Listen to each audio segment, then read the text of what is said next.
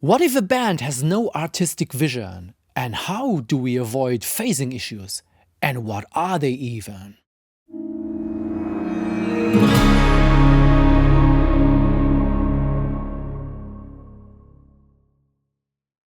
Hi everyone, welcome Hi.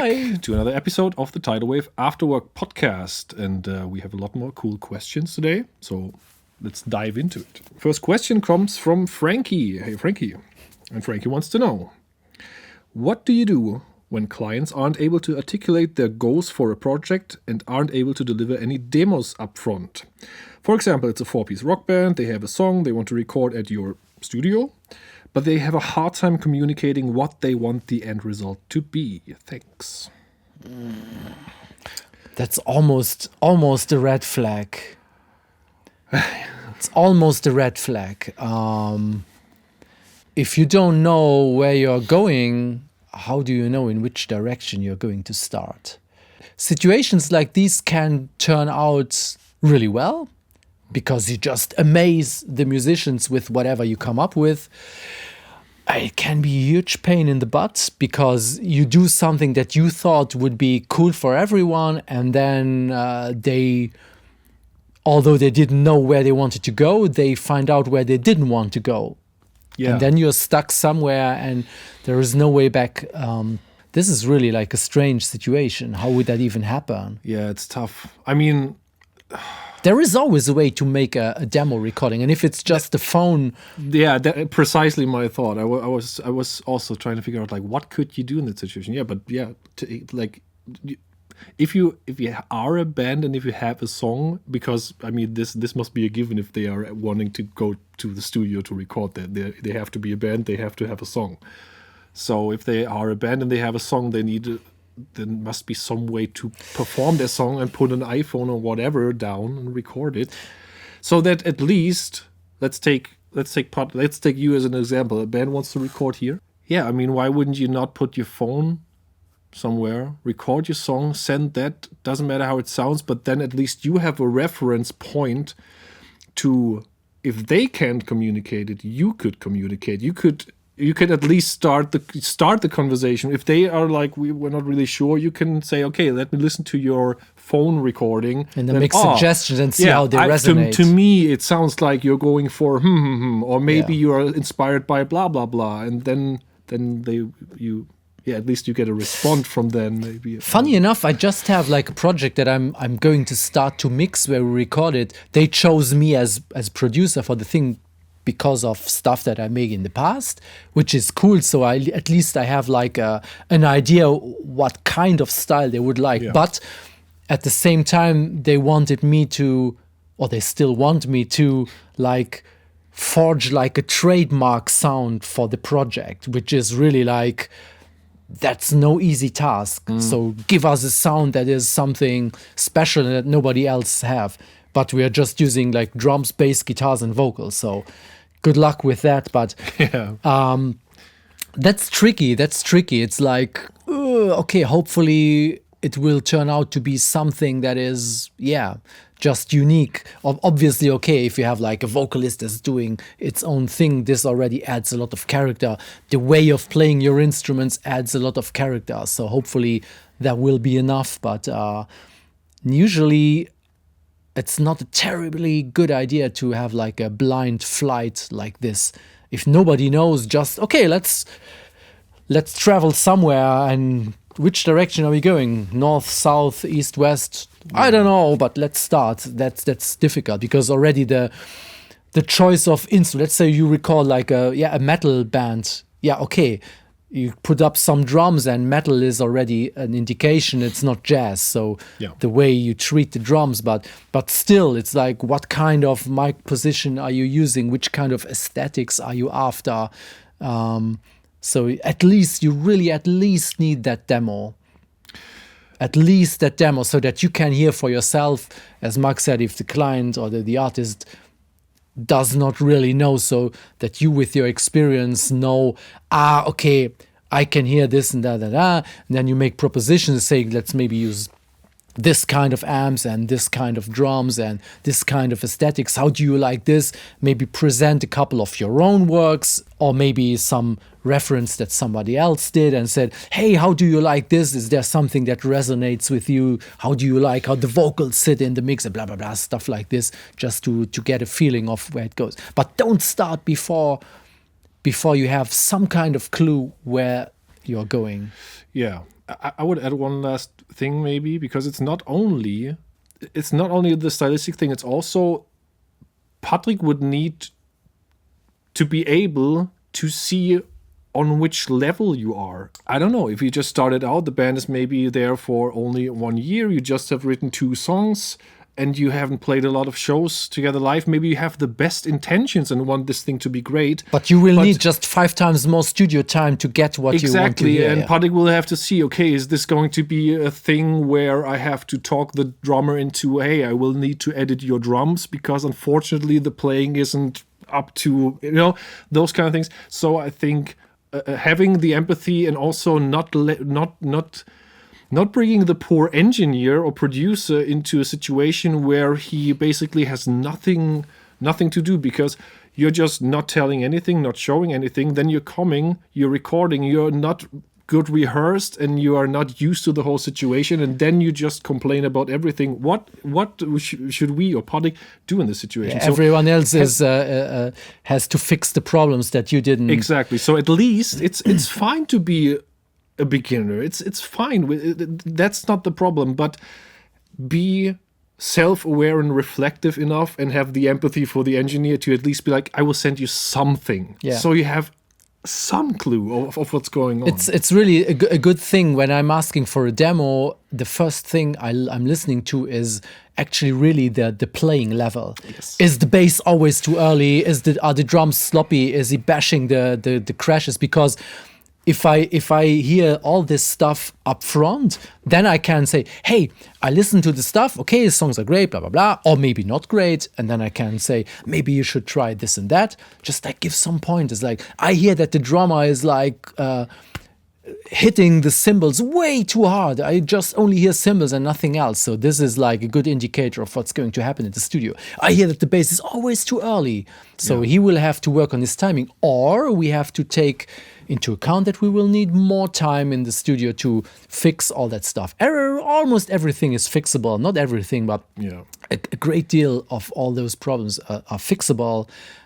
But you need to know it, because you don't want to let an artist run into the problem like, okay, they think you're going to take 2 days and then you actually need 5 days. Nobody wants this kind of bad surprises like, hey, if I had known, well, do your homework and know. Because I know like 25 years ago, I did all those sessions like one weekend for an album, and I had no idea. It was like, yeah, can we come to record? Okay, sure. And then they're coming, and then it's like, what is this? And then you just have to deal with what it is.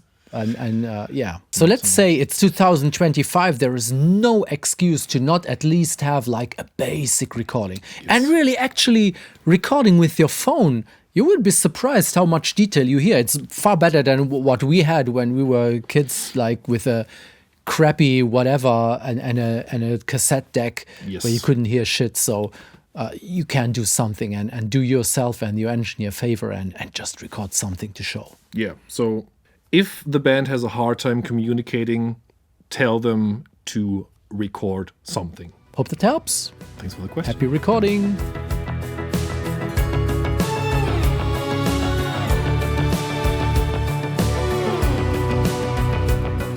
Noise Ninja is asking, hi Noise Ninja. Hey.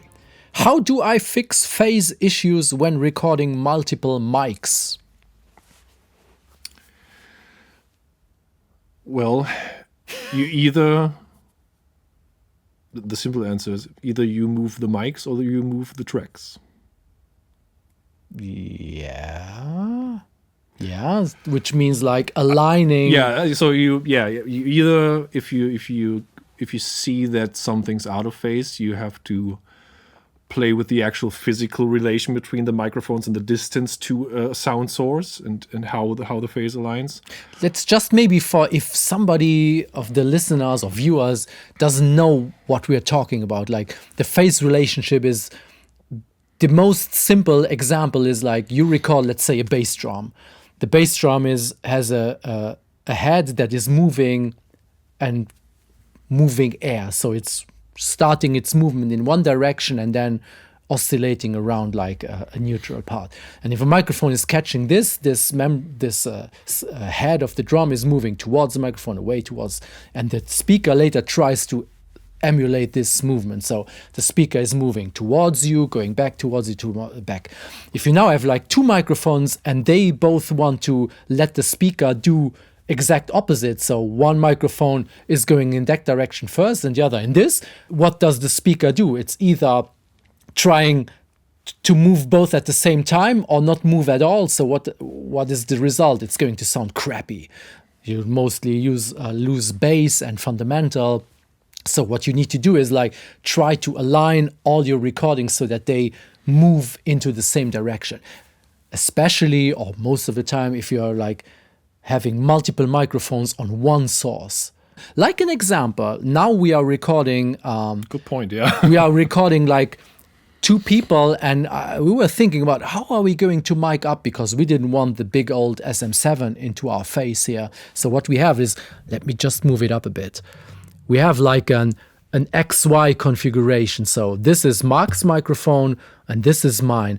And I align the capsules so that they are very close together. So although there will be some of Marc's voice on my microphone and vice versa, both sounds arrive at the microphones almost at the same time. Yeah. So that we won't have like runtime issues. So it's not like my voice is going to spill at a bad moment into Marc's microphone and vice versa. So this is like a stereo microphone construct where you don't have a lot of phasing issues. It's not ideal, but it's the best that we can do for this kind of configuration. Yeah. So this would be like minimize the time difference between the two microphones. This is what you meant. Yeah. Move the microphones or move the tracks. Yeah.